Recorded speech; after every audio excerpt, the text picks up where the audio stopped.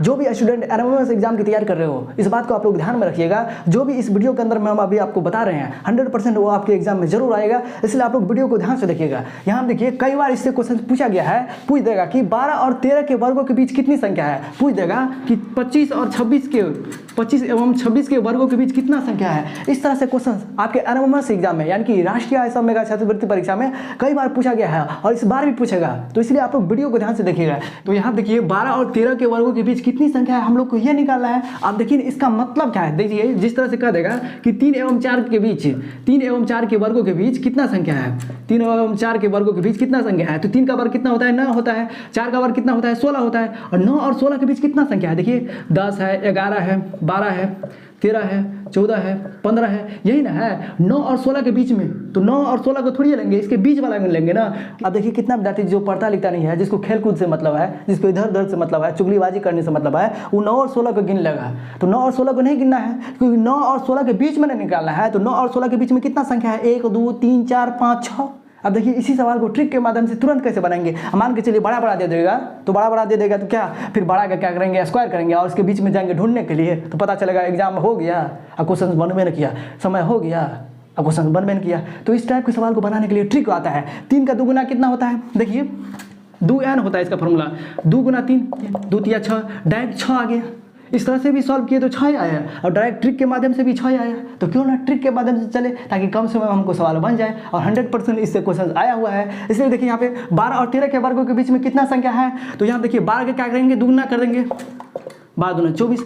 2n formula को आप लोग याद कर लीजिए, इसको याद कर लीजिएगा ना तो आपका काम हो जाएगा। और यहाँ पे ये भी ध्यान में रखना है 12 और 13 के बीच में, यहाँ देखिए एक का ना अंतर है। अब नहीं कहिएगा कि 12 और 14 के बीच में, 12 और 15 के बीच में, 12 और 16 के बीच में, एक का अंतर होना चाहिए। 12 और 13 के बीच में, 25 एवं 26 के बीच में, 3 एवं 4 के बीच में, 5 एवं 6 के बीच में, 10 एवं 11 के बीच में, 12 एवं 13 के बीच में, 23 एवं 24 के बीच में, 35 एवं 36 के बीच में अंतर कितना होना चाहिए, तो एक ही होना चाहिए। यदि इस तरह का क्वेश्चन आपके एनएमएमएस एग्जाम में आ जाएगा और 100% इसी तरह का क्वेश्चन आता है, तो आप लोग क्या कीजिएगा, 2n फार्मूला को याद रखे रहिएगा। क्या करेंगे, छोटे वाले संख्या को यहाँ पे गुना कर देंगे। n का मतलब क्या हुआ, छोटा वाला संख्या। यहाँ देखिए छोटा कितना है, 12 और 13 में कौन छोटा है, तो 12 ना है, तो 12 दूना 24, यानी कि 12 और 13 के वर्गों के बीच कितनी संख्या होगा, तो 24 संख्या होगा। 25 एवं 26 के बीच कितनी वर्ग संख्या होगा, यहाँ देखिए 2n फार्मूला याद करेंगे, 2 गुना 25, यहाँ देखिए 50। इसके बाद देखिए 7 एवं 8 के वर्ग के बीच कितना संख्या होगा, तो 7 गुना 2 कर देंगे, 7 दूना 14। जिसके बीच में कहेगा ना कि इन संख्याओं के वर्गों के बीच कितनी संख्या है, उसी में देखेंगे छोटा संख्या कौन है, उसको 2 से गुणा कर देंगे, बस हो जाएगा, हमारा रिजल्ट आ जाएगा, आंसर आ जाएगा। अब तो आप लोग एक बेहतरीन तरीका से जान गए होंगे कि इस तरह का सवाल यदि आपके एनएमएमएस एग्जाम में आ जाएगा तो आप लोग छोड़िएगा नहीं। यहाँ देखिए 9 एवं 10 के वर्गों के बीच कितनी संख्या है, तो यहाँ देखेंगे 9 क्या है, छोटी संख्या है, तो इसी छोटी संख्या का 2 गुना कर देंगे, 9 दूना 18, यानी कि 9 एवं 10 के वर्गों के बीच की संख्या कितनी है, तो 18 है। समझ गए ना। तो इस तरह का सवाल आपके एनएमएमएस एग्जाम में 100% जो है बार बार पूछा गया है, और आप लोग भी चाहते हो कि एनएमएमएस एग्जाम में एक बेहतरीन अंक के साथ पास करें, तो इस तरह का सवाल आप लोग जरूर बना लीजिएगा। समझ गए ना। तो आइए इस वीडियो में मैथ के महत्वपूर्ण क्वेश्चंस पर चर्चा करेंगे, जो आपके आने वाले एनएमएमएस परीक्षा यानी कि राष्ट्रीय असम मेगा छात्रवृत्ति परीक्षा के लिए काफ़ी महत्वपूर्ण होगा। तो इसलिए आप लोग वीडियो को ध्यान से देखिएगा, और इस वीडियो के अंदर में हम आपको जो भी समझाने का प्रयास करेंगे, आप लोग इसको एक बेहतरीन तरीका से समझने का प्रयास कीजिएगा। तो चलिए दोस्तों, अब हम लोग इस वीडियो को शुरुआत करते हैं। तो चलते हैं पहले प्रश्न की ओर। तो देखिए यहाँ पे पहला नंबर प्रश्न, निम्न में कौन पूर्ण वर्ग संख्या नहीं है। तो भाई वर्ग संख्या किसे कहते हैं, तो किसी संख्या का वर्ग उसी संख्या को 2 बार गुना करने के बाद मिलता है। यानी कि यहाँ देखिए 3 का वर्ग का मतलब क्या हुआ, 3 का वर्ग का मतलब 3 को 2 बार गुना करेंगे, 3 गुना 3। 4 का वर्ग का मतलब क्या हुआ, 4 गुना 4। यहाँ देखिए 3 का वर्ग का मतलब हो गया 3 तिया 9, 4 का वर्ग का मतलब हो गया 4 चौको 16। तो किसी संख्या का वर्ग उसी संख्या के 2 बार गुना करने के बाद हम लोग को मिलता है। तो वर्ग क्या है इसके बारे में समझ गए। 5 का वर्ग 25, 6 का वर्ग 36, ये सब तो आसान बात है। देखिए यहाँ पे क्वेश्चन कई बार इससे 2 या 3 क्वेश्चन, यदि आप लोग इस वीडियो को एक बेहतरीन तरीका से देख लीजिएगा ना, तो आप लोग 2 या 3 क्वेश्चन का जवाब आप लोग एक बेहतरीन तरीका से दे सकते हो। जब इस टाइप का क्वेश्चन आपके एनएमएमएस परीक्षा में आ जाएगा, तब 100% इसी टाइप का क्वेश्चन आता है। इसलिए वीडियो को धैर्य से देखिएगा। देखिए यहाँ पे निम्न में कौन पूर्ण वर्ग संख्या नहीं है, तो हम लोग कैसे पता करेंगे कि इन चारों संख्या में कौन पूर्ण वर्ग संख्या नहीं है। तो यहाँ देखिए एक ट्रिक आता है, इस ट्रिक को फॉलो कीजिए। इस बात को आप लोग याद कर लीजिएगा कि जिस संख्या के इकाई अंक 0, 1 रहे, 4 रहे, 5 रहे, 6 रहे, 9 रहे, जिस संख्या का इकाई अंक 0, 1, 4, 5, 6, 9 रहे, वह पूर्ण वर्ग संख्या होगा। इसको याद रखना है, समझ गए, वह पूर्ण वर्ग संख्या होगा। जिस संख्या के इकाई अंक 0, 1, 4, 5, 6, 9 रहे वह किसी संख्या का पूर्ण वर्ग होगा। यहाँ देखिए इस संख्या की इकाई अंक 7 है, 10 से 57 यानी कि 1057 में इकाई अंक 7 है, तो इसका मतलब ये पूर्ण वर्ग संख्या नहीं है। इसका ऑप्शन नंबर क्या हो जाएगा? ए हो जाएगा। यहाँ देखिए ना कहीं पर 7 है, 0, 1, 4, 5, 6, 9 जिस संख्या की इकाई अंक में रहेगा तब ना वह पूर्ण वर्ग संख्या होगा। यहाँ देखिए 5 है, यहाँ पर भी 5 है, ये पूर्ण वर्ग संख्या होगा। यहाँ देखिए 0 है, यहाँ पर भी 0 है। एक बात और एक बेहतरीन तरीका से ध्यान रखिएगा, बहुत सारे विद्यार्थी कहेगा सर जी जिस संख्या के इकाई अंक 0 रहेगा वह पूर्ण वर्ग होगा। इसका मतलब क्या? 5 0 ये भी पूर्ण वर्ग है। इसका मतलब क्या? 7 0 ये भी पूर्ण वर्ग है। नहीं, ये पूर्ण वर्ग संख्या नहीं होगा। अब फिर बोलिएगा सर जी यहाँ पे 0 क्यों दिए हैं? आप ही तो बता रहे हैं कि जिस संख्या के इकाई अंक 0, 1, 4, 5, 6, 9 रहे वह किसी संख्या का पूर्ण वर्ग होगा, तो फिर ये 50 70 क्यों नहीं होगा? तो यहाँ पे ध्यान रखने वाली बात यह है कि किसी संख्या का इकाई अंक में शून्य सम संख्या के रूप में रहेगा तब वह किसी संख्या का पूर्ण वर्ग हो जाएगा। यहाँ देखिए 9 पे 0, 00 सम संख्या 2 को 0 है, तो 2 को 0 का मतलब क्या हुआ? 0 यहाँ पे सम संख्या के रूप में है। देखिए 9 पे 4 को 0 दे देंगे। यहाँ देखिए 3 को 0 नहीं होगा, 3 को 0 का मतलब क्या हुआ? विषम संख्या। विषम संख्या रहेगा तब वह किसी संख्या का पूर्ण वर्ग नहीं होगा। ध्यान देने वाली बात यह है कि किसी संख्या का इकाई अंक कब पूर्ण वर्ग होगा? तो सिंगल 0 रहेगा तो वह कभी भी पूर्ण वर्ग नहीं होगा। यहाँ देखिए 000 3 को 0 रहेगा तो वह कभी भी पूर्ण वर्ग नहीं होगा। तो कब होगा? जब भी किसी संख्या के इकाई अंक में 0 रहेगा सम संख्या के रूप में, जैसे रहेगा 2 गो रहेगा 0, 4 गो रहेगा 0, 6 गो रहेगा, इस तरह से सम संख्या के रूप में 0 रहेगा ना तो वह किसी संख्या का पूर्ण वर्ग होगा। इसका मतलब आप लोग ये भी सोच रहे होंगे, आप लोग तो उल्टा सोचने में माहिर हो, किसी की बुराई करने में माहिर हो ना। देखिए यहाँ पे आप लोग ये सोच रहे होंगे कि सर जी 5 पे 00 यहाँ पे सम संख्या के रूप में 0 है, 2 भी 0 है, तो क्या 5 से एक पूर्ण वर्ग संख्या नहीं होगा? तो कहेंगे नहीं। यहाँ देखिए 5 किसी संख्या का पूर्ण वर्ग है नहीं ना है, 1 ना है ना, 4 ना है ना, 9 ना है, तो यहाँ पर भी हम लोग को देखना है। ये नहीं कहिएगा कि सर जी आप ही तो बताए थे कि जिस संख्या का इकाई अंक में सम संख्या के रूप में 0 रहेगा तो वह पूर्ण वर्ग संख्या होगा किसी संख्या का। तो यहाँ पे ये 5 से क्यों नहीं हो रहा है? तो यहाँ ध्यान रखने वाली बात यह है कि किसी संख्या की इकाई अंक में सम शून्य रहने के बावजूद भी आप लोग को देखना होगा कि उस संख्या में भी देखेंगे कि क्या वह पूर्ण वर्ग है। यहाँ देखिए 900, देखिए यहाँ देखिए 2 को 0 दिए हैं तो 2 को 0 दिए हैं। इसके बाद देखिए इसका भी वर्ग निकल रहा है, ये 3 का वर्ग है, 3 का वर्ग तब ना 9 आया, तो ये किसी संख्या का वर्ग है तब होगा। हमारे कहने का मतलब यहाँ पे ये है कि किसी संख्या का इकाई अंक में शून्य सम संख्या के रहने के बावजूद भी तो उस संख्या में देखेंगे क्या इस संख्या का पूर्ण वर्ग है। अगर हो जाएगा और तब इकाई अंक में 0 जो रहेगा सम संख्या के रूप में रहेगा तो वह 100% पूर्ण वर्ग संख्या होगा। तो आप लोग को हम क्या समझाने का प्रयास कर रहे हैं, इस बात को तो आप लोग समझ गए होंगे। यहाँ देखिए एक बार और एक बेहतरीन तरीका से हम आपको समझाते हैं। देखिए 0 वाला में जो है ना कन्फ्यूजन वाला बात है।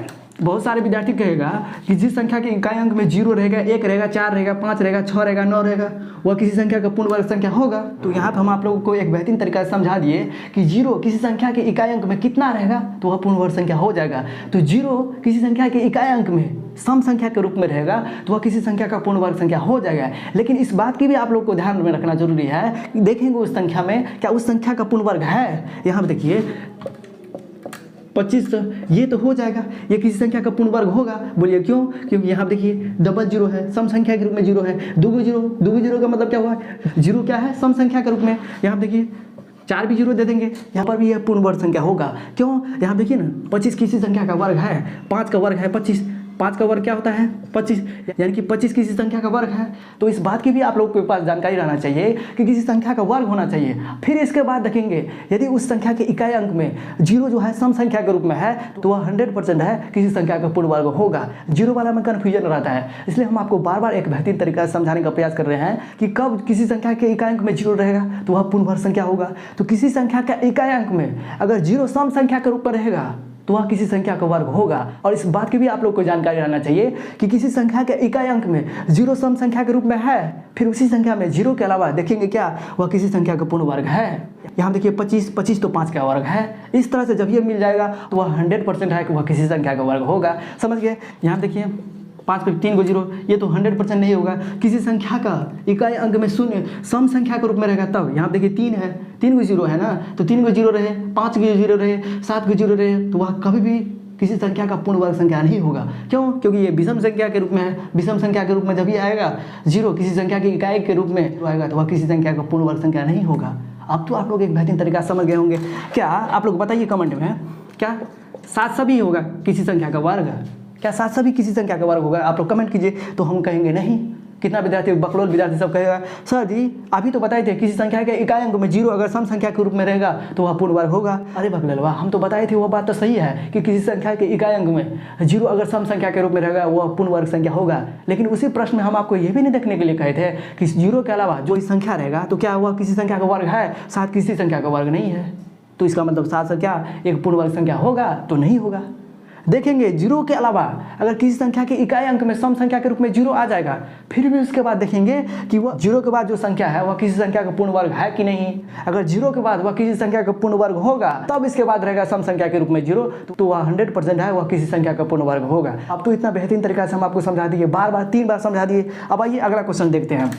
यहाँ देखिए निम्न में कौन पूर्ण वर्ग संख्या है? तो जिस संख्या का इकाई अंक 0, 1, 4, 5, 6 न रहे तो वही ना किसी संख्या का पूर्ण वर्ग होगा। यहाँ देखिए 3 है, 3 इसमें है तो इसका मतलब ये पूर्ण वर्ग संख्या नहीं होगा। 8 है इसमें, इसका मतलब ये पूर्ण वर्ग नहीं होगा। जो इसमें होगा 0, 1, 4, 5, 6 जिस संख्या का इकाई अंक में रहेगा 9 वह किसी संख्या का पूर्ण वर्ग होगा, बाद बाकी नहीं होगा पूर्ण वर्ग। यहाँ देखिए 64 के बाद क्या है? 4 को 0 है, तो 4 को 0 है तो इसका मतलब एक कंडीशन तो फुलफिल हो गया, सम संख्या के रूप में 0 है। और इसके बाद देखेंगे कि क्या वह संख्या किसी संख्या का पूर्ण वर्ग है, तो 64 किसी संख्या का पूर्ण वर्ग है, 8 का है, इसका मतलब ये हो जाएगा सी ऑप्शन नंबर से ये हो जाएगा। यानी कि निम्न में कौन पूर्ण वर्ग संख्या है? तो 64 के आगे 4 को 0। तो इस तरह से आप लोगों को एक बेहतरीन तरीका समझना है। 2 या 3 क्वेश्चन इससे पूछा ही जाता है, समझ गए ना। इसलिए हम बार रिपीटिंग कर रहे हैं, एक बेहतरीन तरीका से हम आपको समझा रहे हैं ताकि एक बार समझ जाइएगा ना तो आप लोग उस प्रश्न को छोड़ के नहीं आइएगा। इसलिए हम बार आप लोगों को रिपीटिंग करके एक बेहतरीन तरीका से समझा देते हैं। यहाँ देखिए किसी संख्या के इकाई अंक 2 रहेगा तो क्या वह पूर्ण वर्ग संख्या होगा? नहीं होगा। इसमें जो रहेगा ना वह किसी संख्या का पूर्ण वर्ग होगा, बाद बाकी नहीं होगा। इसके बाद देखिए निम्न में कौन एक पूर्ण वर्ग संख्या नहीं है? तो देखिए यहाँ पे जिस संख्या के इकाई अंक 2 रहे तो वह पूर्ण वर्ग संख्या नहीं होगा। जिस संख्या के इकाई अंक 8 रहे, जिस संख्या के इकाई अंक में 0 रहे तो वह भी पूर्ण वर्ग संख्या नहीं होगा। और इसके बाद देखिए यहाँ पे इकाई अंक में 1 1 0 है तो 1 1 0 रहेगा तो थोड़ी वह किसी संख्या का पूर्ण वर्ग होगा। यानी कि ये तीनों किसी संख्या का पूर्ण वर्ग नहीं है। तो यहाँ देखिए ये जो होना चाहिए ऑप्शन में डी ऑल होना चाहिए। देखिए यहाँ पे डी में क्या होना चाहिए? ऑल। तो इसका ऑप्शन नंबर क्या हो जाएगा? डी। यानी कि सभी, ये सभी संख्या है जो किसी संख्या का पूर्ण वर्ग नहीं है। इस तरह से आप लोग को एक बेहतरीन तरीका समझना है। जिस संख्या के इकाई अंक में 0, 1, 4, 5, 6, 9 रहे तो वह किसी संख्या का पूर्ण वर्ग होगा। इस बात को आप लोग एक बेहतरीन तरीका से दिमाग में बिठा लीजिए और ये भी दिमाग में बिठा लीजिए जिससे 2 या 3 क्वेश्चन आपके एनएमएमएस एग्जाम में ज़रूर पूछा जाएगा। और अब आइए इसी तरह के 2 या 3 क्वेश्चन के माध्यम से हम आपको एक बेहतरीन तरीका से समझा देते हैं ताकि अगर इस टाइप के क्वेश्चन आ जाए तो आप लोग वहाँ पे छोड़िएगा नहीं। यहाँ देखिए कहेगा कि 125 कहेगा, इसके बाद देखिए 36 कहेगा, इसके बाद देखिए 64 कहेगा, इसके बाद देखिए 99 कहेगा कि निम्न में कौन एक पूर्ण घन है? पूर्ण घन है। इस तरह से कई बार क्वेश्चन पूछा गया है। निम्न में कौन, इससे पहले बताए कौन पूर्ण वर्ग संख्या होगा, अब बता रहे हैं कि निम्न में कौन एक पूर्ण घन नहीं है। तो घन का मतलब क्या होता है? तो आइए घन क्या होता है इसको सबसे पहले जानते हैं, फिर इसके बाद इस सवाल को सॉल्व करने का प्रयास करेंगे। तो किसी संख्या का आपसे पूछ देगा कि घन निकालिए, तो किसी संख्या का घन उसी संख्या को 3 बार गुना करने के बाद मिलता है। यहाँ देखिए 3 का घन का मतलब क्या हुआ? 3 का पावर 3। 4 का घन का मतलब 4 का पावर क्यू। 5 का घन का मतलब हुआ 5 का पावर क्यू। किसी संख्या का हम लोग को घन निकालना है तो उसी संख्या को अगर 3 बार गुना करेंगे तो उससे हम लोग को घन की प्राप्ति होगी। 3 पर पावर 3 का मतलब क्या हुआ? 3 गुना 3 गुना 3। इसके बाद देखिए 4 पर पावर क्यू का मतलब क्या हुआ? 4 गुना 4 गुना 4, ये हुआ। इस तरह से 5 पर पावर क्यू का मतलब क्या हुआ? 5 गुना 5 गुना 5। वर्ग का मतलब क्या होता है? किसी संख्या को 2 बार गुना करना है। जिस संख्या का कहेगा वर्ग निकालने के लिए उसी संख्या को अगर 2 बार गुना कर देंगे तो वह किसी संख्या का वर्ग हो जाएगा। इस तरह से आप लोग को समझिए, घन का मतलब 3 बार गुना करना, वर्ग का मतलब 2 बार गुना करना।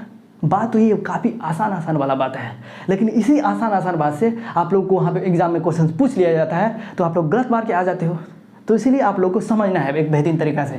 यहाँ देखिए 125 ए नंबर में, बी नंबर में देखिए 36 है, सी नंबर में देखिए 64 है, इसके बाद देखिए डी नंबर में 99 है। यहाँ पे आप लोग को पूछ देगा कि निम्न में कौन एक पूर्ण घन है। देखिए पूर्ण घन है इसका पता लगाने के लिए यहाँ देखिए 125 का आवाज गुणनखंड निकालेंगे। 125 का आवाज गुणनखंड कैसे निकालेंगे? यहाँ देखिए 125 का आवाज गुणनखंड 5 दूना 10 और 5 25। इसके बाद देखिए 5 या 25। यहाँ देखिए अब क्या करते हैं 5 गुना 5, यानी कि देखिए 125 को जब तोड़े आभाज्य गुणनखंड के रूप में तो 5 गुना 5 गुना 5, यानी कि ये पूर्ण घन के रूप में है। ये 5 का घन हो गया क्योंकि यहाँ पे 5 3 बार आ गया है। कोई भी संख्या अगर 3 बार आ जाएगा तो समझ लीजिएगा वह किसी संख्या का पूर्ण घन होगा। तो यहाँ देखिए 125 किसी संख्या का पूर्ण घन होगा। क्यों होगा? क्योंकि जब इसका आभाज्य गुणनखंड निकाले तो इसके आभाज्य गुणनखंड में 5 गुना 5 गुना 5, 5 3 बार आया। जब ये किसी संख्या के आभाज्य गुणनखंड में अगर कोई संख्या 3 बार आ जाए तो समझ लेंगे वह किसी संख्या का पूर्ण घन होगा। यहाँ देखिए 36, तो 36 देखिए तो क्या हो जाएगा 18 दूना 36, 2 9 18, 3 3 9। अब देखिए 2 गुना 2 गुना 3 गुना 3 गुना 3। अब देखिए 2 गुना 2, यहाँ देखिए 2 को तो 2 है लेकिन 3 को 2 नहीं है। यहाँ देखिए 3 को, यहाँ देखिए 2 बार तो 3 है लेकिन 3 बार 3 नहीं है। इसका मतलब क्या हुआ, ये 36 पूर्ण गढ़ नहीं होगा। ये कब होता है, यहाँ देखिए 2 को 2 है, एक और 2 हो जाता है, 3 को 2 हो जाता है। इसके बाद देखिए यहाँ पे 2 को तो 3 है, एक और 3 हो जाता है, तो वह किसी संख्या का पूर्ण गण होता है। इसका मतलब 36 भी क्या होगा, ये पूर्ण गण नहीं होगा। इसके बाद देखिए 64 कीजिए, कोई संख्या किसी संख्या का पूर्ण गण है या नहीं है, इसको पता करने के लिए सबसे पहले आप लोग एलसीएम के रूप में जिस तरह से बचपन में निकालते थे उस तरह से अभाज्य गुणनखंड निकालिए, और उस अभाज्य गुणनखंड में देखेंगे कि कोई भी संख्या 3 बार नहीं आ रहा है तो समझ जाएंगे तभी कि वह किसी संख्या का पूर्ण गण नहीं होगा। इस तरह से आप लोग एक बेहतरीन तरीका समझिए। देखिए 64, तो 64 के क्या करेंगे, 32, 16, 8, 2 चौका 8। देखिए यहाँ पे 2 गुना 2 गुना 1 2 3 4 5 6, 1 2 3 4 5 6। यहाँ देखिए इसका तो देखिए घन मिल गया, इसका भी घन मिल गया। यहाँ देखिए ये क्या हो जाएगा, ये पूरा घन के रूप में है। यहाँ देखिए 3 को 2 है, यहाँ देखिए 3 को 2 है। इसका मतलब क्या हुआ, 3 के रूप में आ रहा है। जब ये 3 के रूप में आ जाएगा तो समझ जाएंगे ये पूर्ण घन होगा, यानी कि यहाँ देखिए 64 भी पूर्ण घन होगा। इसके बाद देखिए 99 तो कभी नहीं होगा। 9 का 9 गुना 11 हुआ इसका अभाज्य गुणनखंड, तो क्या 9 3 बार आया है, 11 3 बार आया है, नहीं आया है, तो इसका मतलब क्या हुआ, ये पूर्ण घन नहीं होगा। इस तरह से आप लोग को एक बेहतरीन तरीका समझना है कि कौन किसी संख्या का पूर्ण घन होगा कि नहीं होगा। अगर आप लोग इस 2 बात को एक बेहतरीन तरीका से समझ गए कि कौन सी संख्या किसी संख्या का पूर्ण वर्ग होगा, कि कौन सी संख्या किसी संख्या का पूर्ण घन होगा, तो आप लोग को 100% है 2 या 3 क्वेश्चन आपको इस तरह से जरूर पूछा जाता है। आप लोग वहाँ पे एक बेहतरीन तरीका से जवाब दे दीजिएगा, आपका रिजल्ट आ जाएगा। समझ गया ना, तो समझना जरूरी है। बहुत सारे विद्यार्थियों को लगेगा कि सर ये तो बहुत हल्का हल्का वाला बात है, तो इसी हल्का हल्का वाला बात से क्वेश्चन पूछता है। समझ गए ना। आप लोग को लगता है कि यदि गणित में हमको सबसे बेहतरीन अंक लाना है तो पॉलिटेक्निक के ऊपर हमने 5 को वीडियो बना दिया है। अब बोलेगा सर जी हम पॉलिटेक्निक के वीडियो कहाँ देखने के लिए जाएंगे, हम तो पढ़ रहे हैं एनएमएमएस एग्जाम के लिए, तो हम पॉलिटेक्निक वाला वीडियो क्यों देखेंगे। तो पॉलिटेक्निक वाला वीडियो इसलिए कह रहे हैं क्योंकि पॉलिटेक्निक वाले वीडियो में आप ही लोग का सिलेबस वहाँ पे चर्चा किए हैं। तो जो तेज विद्यार्थी रहेगा, जिसको पढ़ने में अच्छा लगता है, जो होशियार है, वो तो जाकर तुरंत देखेगा। अब नहीं बताएंगे, इतना बता दिए। यदि आप लोग उन 5 वीडियो को एक बेहतरीन तरीके से देख लीजिएगा ना पॉलिटेक्निक वाले वीडियो में, वो तो 100% उसको 2 या 3 क्वेश्चन एनएमएमएस के एग्जाम में मैथ में क्वेश्चन बन जाएगा। अब कितना बताएंगे। अब देखिए यहाँ पे इस तरह से कई बार क्वेश्चन पूछा गया है। 1 3 5 7 + 9 का योग क्या होगा। यहाँ देखिए ये क्या है, 1 3 5 7 9 क्या है, ये विषम संख्या है। तो प्रथम n विषम संख्या का योग, प्रथम क्यों कह रहे हैं, क्योंकि विषम संख्या का शुरुआत 1 से होता है, 1 से चला है यहाँ पे, इसलिए इसको कहते हैं प्रथम n विषम संख्या का योग। तो प्रथम n विषम संख्या का योग क्या होता है, n² होता है। ये तो आप लोग को मालूम है, लेकिन n कैसे निकालेंगे, तब n का स्क्वायर करेंगे। अगर n का मान हम लोग को मालूम है तब उसका स्क्वायर कर देंगे। मान के चलिए n का मान हम लोग को मालूम है 3, तो 3 का स्क्वायर 9 हो जाएगा योग। प्रथम n विषम संख्या का योग का फॉर्मूला क्या होता है, n²। अब n कैसे निकालेंगे, उसी संख्या के अंत में देखेंगे, यानी कि अंतिम पद देखेंगे और अंतिम पद में 1 जोड़ देंगे और 2 से डिवाइड कर देंगे। देखिए अंतिम पद में 1 जोड़ के 2 से डिवाइड कर देंगे, तब क्या निकलेगा, n का मान निकलेगा। और जब ये n का मान निकलेगा उसका स्क्वायर कर देंगे तो वह क्या हो जाएगा, किसी n विषम संख्या का योग हो जाएगा। इस तरह से आप लोग को एक बेहतरीन तरीका समझना है। यहाँ देखिए 9 है अंतिम पद, तो 9 किए, इसके बाद देखिए 1 है तो 1 जोड़ दिए, इसके बाद 2 से डिवाइड करना है। देखिए कितना हो जाएगा, 10/2, तो कितना हो जाएगा 5, n का मान निकल गया 5। और जब ये n का मान 5 निकला तो 5 का स्क्वायर कितना हो जाएगा, यानी कि 25। कितना हो जाएगा, 5 का स्क्वायर 25, यानी कि इसका आंसर कितना आ गया, 25 हो जाएगा। इस तरह से दे देगा बड़ा बड़ा क्वेश्चन। 1 3 5 7 + 9 + 11 + 13 + 15 + 17 + 19, इस तरह से दे देगा। 1 3 5 7 9 इतनी बड़ी संख्या को कहेगा योग निकालने के लिए। हो सकता है इससे बड़ा भी दे देगा, मान के चलिए दे देगा 1 से लेकर के 1 से 1 तक का विषम संख्या का योग निकालिए, और भी इससे बड़ा दे सकता है। तो इससे बड़ा दे सकता है, तो ट्रिक क्या है, प्रथम n विषम संख्या का योग का फॉर्मूला होता है n²। अब n भाई कैसे निकालेंगे, अंतिम पद में 1 जोड़ देंगे, जब ये अंतिम पद में 1 जोड़ेंगे और 2 से डिवाइड कर देंगे, हमारा n का मान निकल जाएगा। यहाँ देखिए अंतिम पद यहाँ कितना है, 19 है। 19 में कितना जोड़ेंगे, 1 जोड़ेंगे और 2 से डिवाइड कर देंगे। 19 1 20, और यहाँ देखिए 20 में 2 से डिवाइड कर देंगे, यहाँ निकल गया 10, यानी कि यहाँ देखिए 10 निकला n का मान। और जब ये n का मान निकला, n का स्क्वायर कर देंगे, यानी कि n का मान 10 है, 10 का स्क्वायर कितना हो जाएगा, 100, यानी कि यहाँ से यहाँ तक का योग क्या हो जाएगा, 100 हो जाएगा। आप लोग इसको जोड़िएगा तो 100% 100 ही आएगा। कैलकुलेशन करके एक बार देख लीजिए, और इस ट्रिक के माध्यम से भी 100 ही आएगा। समझ गए ना। तो इसका आंसर कितना आ गया, इतने बड़े संख्या को जोड़े तो 100 आ गया। तो इस तरह से आप लोग को ध्यान में रखना है कि प्रथम n विषम संख्या का योग का फॉर्मूला होता है n स्क्वायर। भाई n कैसे निकालेंगे, n उसी संख्या में देखेंगे अंतिम पद, और उसी संख्या के अंतिम पद में 1 जोड़ देंगे, 2 से डिवाइड कर देंगे, n पता चल गया। और जब ये n पता चला, n का स्क्वायर कर देंगे, हमारा रिजल्ट आ जाएगा, किसी संख्या का विषम संख्या का योग निकल जाएगा। समझ गए ना। तो इस तरह से आप लोग को एक बेहतरीन तरीका से समझना है। यदि जो भी स्टूडेंट इस वीडियो को शुरू से लेकर अंतिम तक देखा होगा और एक बेहतरीन तरीका से समझने का प्रयास किया होगा, तो 100% इस बात की गारंटी देते हैं कि आप लोग को एनएमएमएस के एग्जाम में 2 या 3 क्वेश्चन का जवाब आप लोग एक बेहतरीन तरीका से दे सकते हो। और इससे पहले भी हमने राष्ट्रीय आयसा मेगा छात्रवृत्ति परीक्षा के ऊपर हमने बहुत सारे वीडियो बना दिए हैं। तो यदि आप लोगों ने सारे वीडियो को नहीं देखे हैं तो आज ही यूट्यूब पे सर्च कर लीजिए GKS स्टडी सेंटर राष्ट्रीय प्रतिभा खोज। बहुत सारे विद्यार्थी जो है ना अभी भी एग्जाम के नाम से कन्फ्यूज है, अब बार बार फोन करते रहता है, सर जी राष्ट्रीय प्रतिभा खोज का मतलब वही ना होता है, एनएमएमएस भी ना होता है, मेगा छात्रवृत्ति परीक्षा ही ना होता है। अरे भाई आप कितना बताएं, हर वीडियो में तो वही बताते हैं कि राष्ट्रीय प्रतिभा खोज का भी मतलब एनएमएमएस होता है, मेगा छात्रवृत्ति परीक्षा का भी मतलब एनएमएमएस ही होता है। तो बार बार हम आपको समझा रहे हैं, सब वीडियो में यही बताएंगे, तो आप लोग पढ़िएगा कब। इसलिए आप लोग आज से टेंशन भूल जाइए, समझ गए ना। तो चलिए दोस्तों, फिर मिलेंगे नए वीडियो में, तब तक के लिए हमें विदा दीजिए। जय हिंद, जय भारत, पढ़ते रहिए, स्वस्थ रहिए। चैनल के माध्यम से आप लोग जुड़े रहिए, और जितने भी वीडियो हमने राष्ट्रीय आयसा मेगा छात्रवृत्ति परीक्षा के ऊपर डाल दिए हैं, जाके आप लोग प्ले लिस्ट, और जितने भी वीडियो इस चैनल के माध्यम से करा दिया गया है प्लेलिस्ट में पड़ा हुआ है, जा करके प्लेलिस्ट में अंधाधुन धूम मचाइए, एक बेहतरीन तरीका से पढ़िए, नहीं तो रिजल्ट खराब आएगा तो कहिएगा सर जी नहीं पढ़ाए थे, हम तो भूसकोल है, हम कमज़ोर थे, हमको गणित आता ही नहीं था, इसलिए ना हम फेल हो गए।